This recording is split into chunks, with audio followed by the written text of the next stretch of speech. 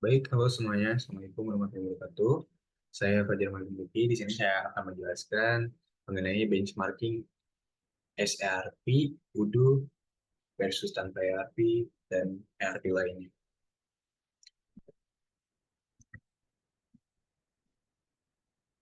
Oke, untuk yang pertama, pendahuluan.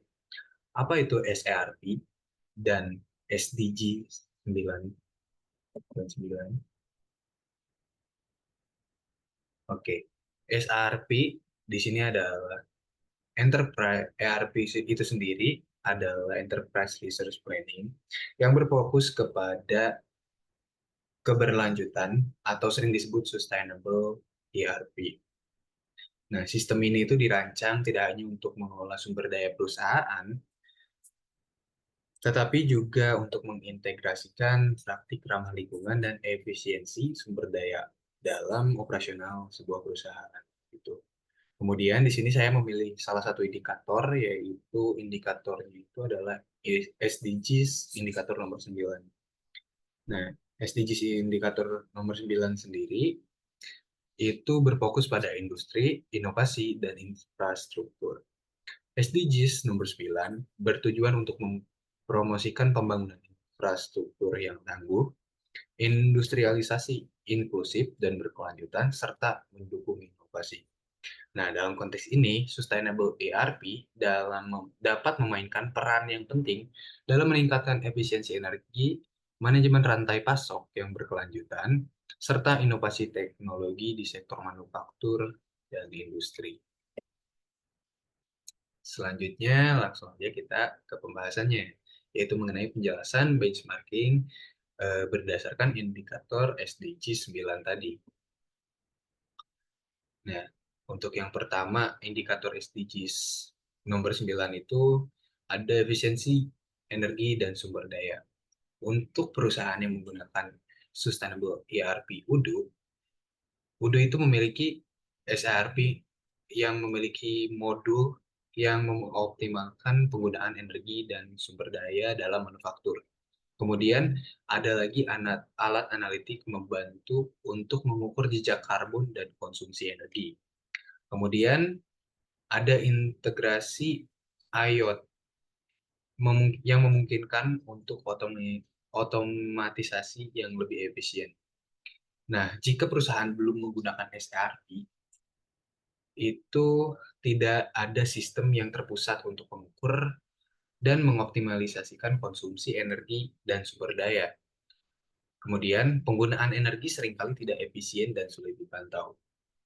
Kemudian untuk ERP lainnya, seperti SAP, Microsoft Dynamics, dan lain-lain, ERP premium seperti SAP itu memiliki modul terintegrasi untuk efisiensi energi, tetapi biasanya itu memerlukan biaya yang sangat tinggi dan implementasi yang sangat kompleks. Begitu. Selanjutnya, untuk poin yang kedua, SERP UDU itu mendukung inovasi teknologi dengan integrasi berbagai macam modul yang dapat dimodifikasi sesuai dengan kebutuhan industri itu sendiri. Kemudian yang kedua itu SERP itu menggunakan open source sehingga inovasi dan adaptasi bisa dilakukan dengan lebih cepat. Untuk perusahaan yang belum menggunakan SERP itu, tanpa ERP, inovasi seringkali terhambat oleh kurangnya data real time dan otomatisasi. Kemudian proses secara manual itu menghambat pengadopsian teknologi baru.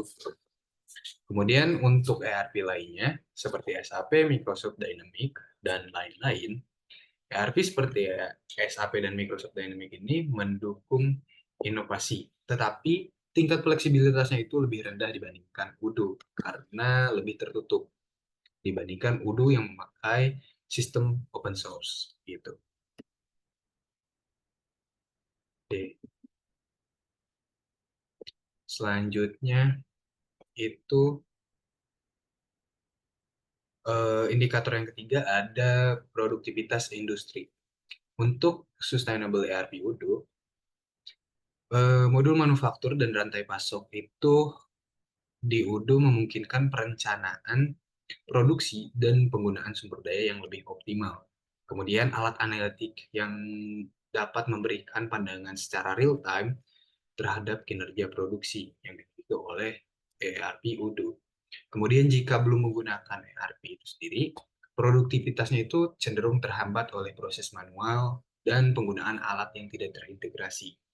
Nah, tidak adanya alat otomatis untuk memantau atau meningkatkan produktivitas secara berkelanjutan membuat produktivitas itu tidak terintegrasi dan terhambat dibandingkan dengan perusahaan yang menggunakan ERP.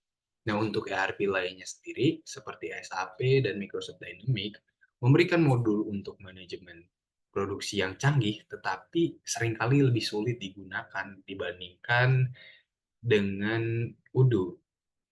Karena dalam kostumasi kos kustomisasi untuk UMKM atau usaha mikro itu seringkali sulit untuk digunakan, tidak seefisien dengan Odoo begitu.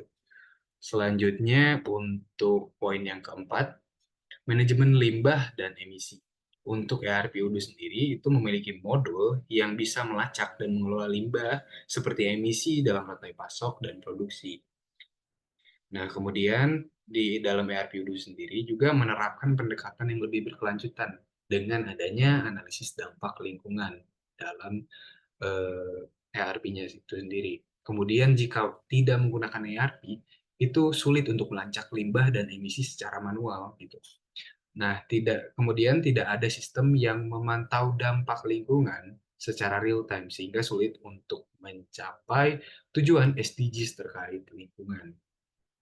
Nah, untuk ERP lainnya, ERP premium seperti SAP, Microsoft Dynamics, dan lain-lain, memiliki solusi yang lebih komprehensif untuk manajemen limbah dan emisi, tetapi harganya itu sangat tinggi dan tidak semua bisnis bisa mengakses fitur ini.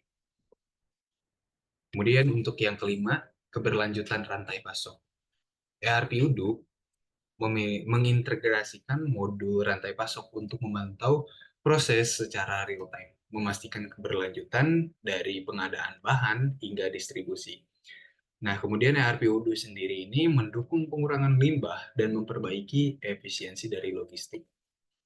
Jika tidak menggunakan ERP, rantai pasok itu sulit untuk dipantau dengan baik, sehingga seringkali terjadi inefisiensi dan limbah yang tidak perlu. Nah, kemudian juga jika tidak menggunakan ERP, itu seringkali terjadi ketidakjelasan proses yang dapat menghambat rantai pasok yang berkelanjutan. Untuk ERP yang lainnya seperti SAP dan Microsoft Dynamics menawarkan modul yang serupa, tetapi harganya dan kerumitan implementasinya seringkali menjadi kendala untuk perusahaan-perusahaan kecil dan menengah.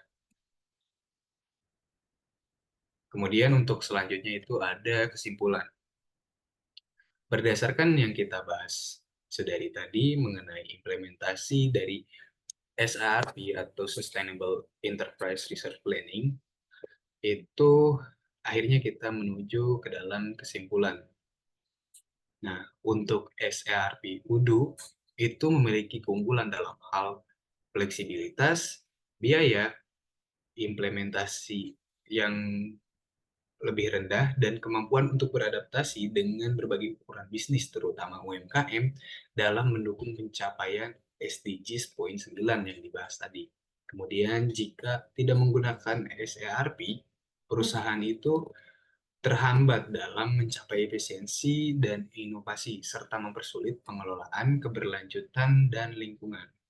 Untuk ERP yang lainnya, saya dapat menyimpulkan seperti SAP dan Microsoft Dynamics dapat memberikan solusi yang lebih komprehensif untuk industri besar, tetapi seringkali terlalu mahal dan kompleks untuk bisnis yang lebih kecil.